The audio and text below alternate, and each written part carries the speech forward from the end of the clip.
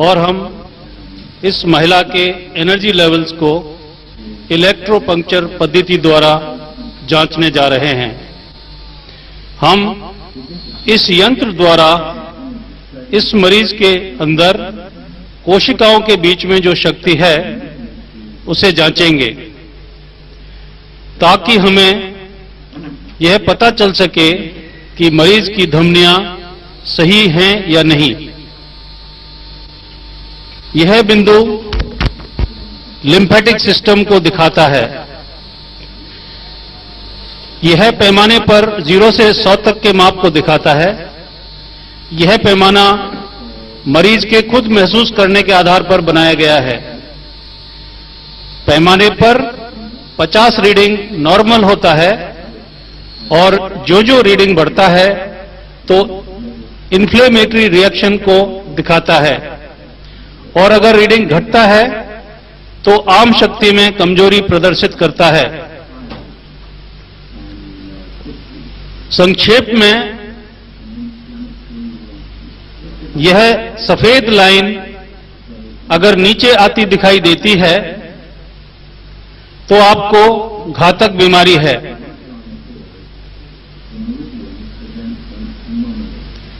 यह फेफड़ों की लाइन है। यह बड़ी आंत की लाइन है। यह नर्वस सिस्टम की लाइन है। इनके प्रवाह द्वारा ही शरीर में एलर्जिक प्रोसेस का पता चलता है। यह मेटाबॉलिज्म के पैमाने को प्रदर्शित करता है। इससे पनपाने वाले की परतों का भी पता चलता है। ये बहुत महत्वपूर्ण होते हैं। यह एंडोक्राइन सिस्टम है जो एक महिला के लिए अत्यंत महत्वपूर्ण है। यह हृदय के लिए, यह छोटी आंतों के लिए। अब हम इस प्रक्रिया को दोहराएंगे। जो हमने सीधे हाथ पे किया है उसी को हम उल्टे हाथ पे करेंगे। ऐसा हम इसलिए कर रहे हैं क्योंकि हमारे सभी अंग समान रूप से कार्य करते हैं। यह पहला चार्ट है जिसमें एनर्जी लेवल्स को देखा जा सकता है जो मरीज के हाथों में है। यह सफेद हिस्सा एनर्जी में गिरावट को दर्शाता है, जैसा कि आप इस मरीज में देख सकते हैं कि इसमें कुछ एलर्जीज हैं जो इनके एंडोक्राइन सिस्टम में अधिक हैं। अब हम इनके पैरों की तरफ चलते हैं।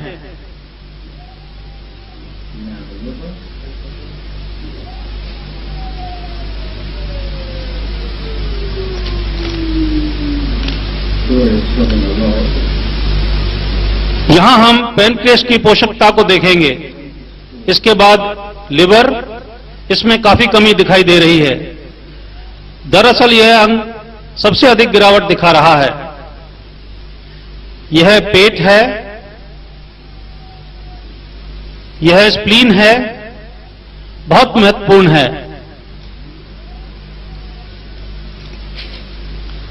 अब हम देखते हैं कि दूसरे पैर में क्या है। यह स्प्लीन है, बहुत महत्वपूर्ण है क्योंकि यह रक्षक सिस्टम है। ये आर्टिकुलेशंस हैं। यह पेट में तो बहुत ही खराब हालत में है।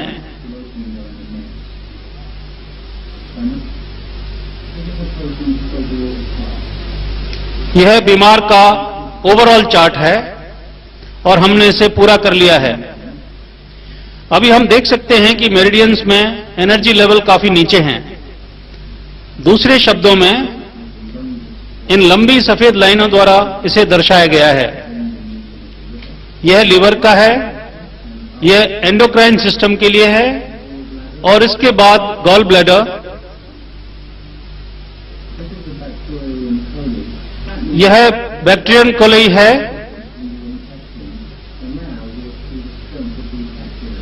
हम अभी बैक्टीरिया की स्ट्रेंथ का पता लगाएंगे जो बीमार की आंतों तक फैला हुआ है।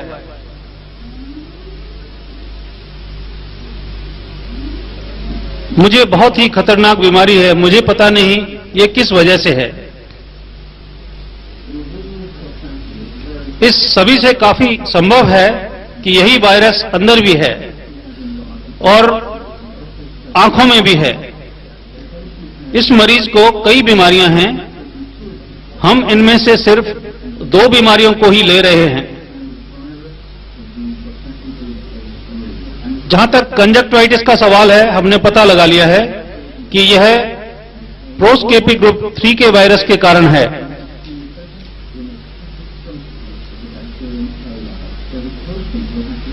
इसी की वजह से हड्डियों में से आवाज आती है और इसी की वजह से जॉइंट्स में पेन होता है। आंतों में हमें अधिकतम बैक्टीरिया का पता चला है। इसके लिए इस मरीज को दूध व दूध से बनने वाली सभी चीजों को छोड़ना होगा और इलाज भी करवाना होगा, जो मैं बाद में बताऊंगा। अब यही टेस्ट मैं दोबारा करूंगा।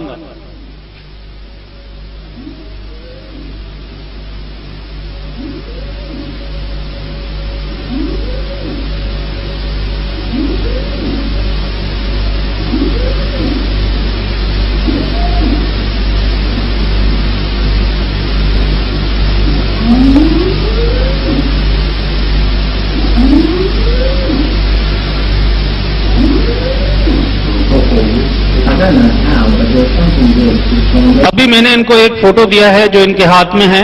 मुझे मालूम नहीं इसकी वजह से इनके सारे रीडिंग्स बदल रहे हैं। ताज्जुब हो रहा है, ये टोटली अविश्वसनीय है।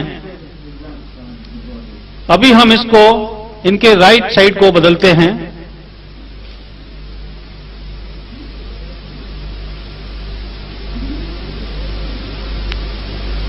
यह टेस्ट का पहला भाग है, सचमुच अविश्वसनीय।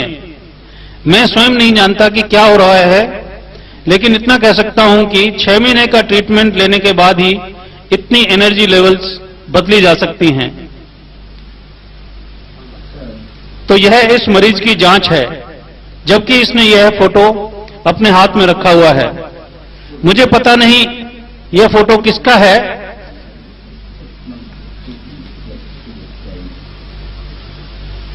ये कौन व्यक्ति हैं, लेकिन यह बिल्कुल अविश्वसनीय है। अब देखिए, फर्क देखिए। जो टेस्ट बिना फोटो के किए गए हैं और जो फोटो के साथ किए गए हैं, यह फर्क है दोनों टेस्टों में। यह बाएं तरफ वाला है, जबकि इन्होंने फोटो पकड़ा हुआ है।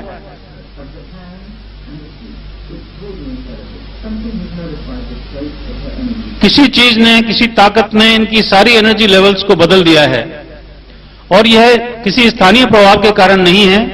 नहीं, यह बिल्कुल मुमकिन नहीं है, यह असंभव है। इस मरीज को अब हम दूसरे पेपर का टुकड़ा देते हैं।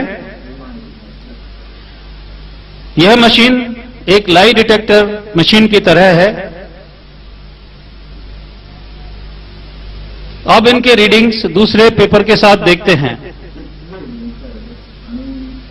ताज्जुब होता है।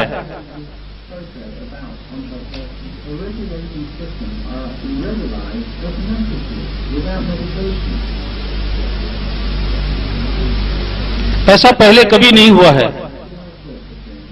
मैंने बहुत सारी चीजें देखी हैं, लेकिन मैंने ऐसा कभी नहीं देखा।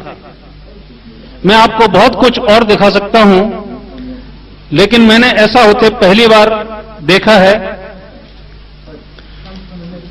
प्राथमिक तौर पे यह वही प्रभाव है जो होम्योपैथी में होता है, जहां हम दवाइयां, वनस्पति, खनिज तथा सब्जियां खिलाकर इलाज करते हैं।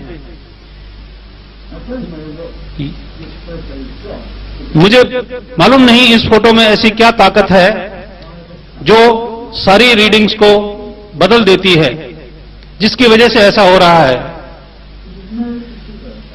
इस मरीज को कोई भी अन्य कागज दिया जाए जो अलग मोटाई, रंग या लंबाई, चौड़ाई का हो, लेकिन उससे कोई फर्क नहीं पड़ रहा है। यह वापस बीमार दिखती हैं जैसे पहले थी।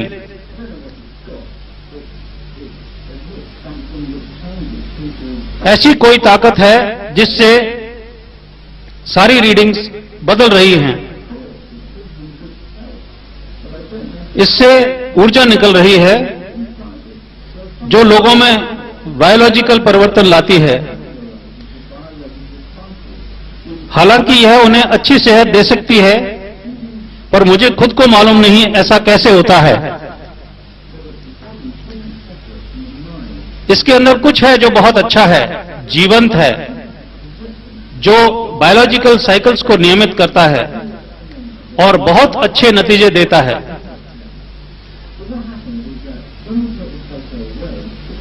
अब जब इस फोटो को इनसे हटा लेते हैं, अलग कर देते हैं,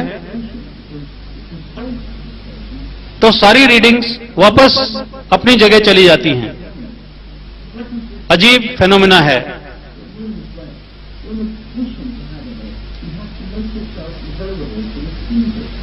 यह उस तरह है जैसे एक रिसीविंग स्टेशन को कुछ पाने के लिए अपने आप को अवेलेबल करना होता है।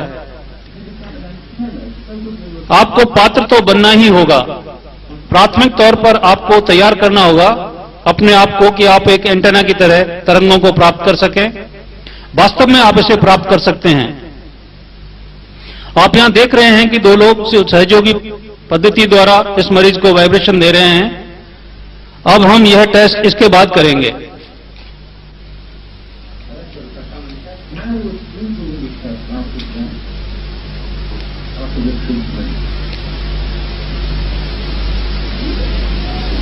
अब यहां बाईं तरफ लेटेस्ट रिजल्ट्स हैं जो सहज ट्रीटमेंट के बाद के हैं।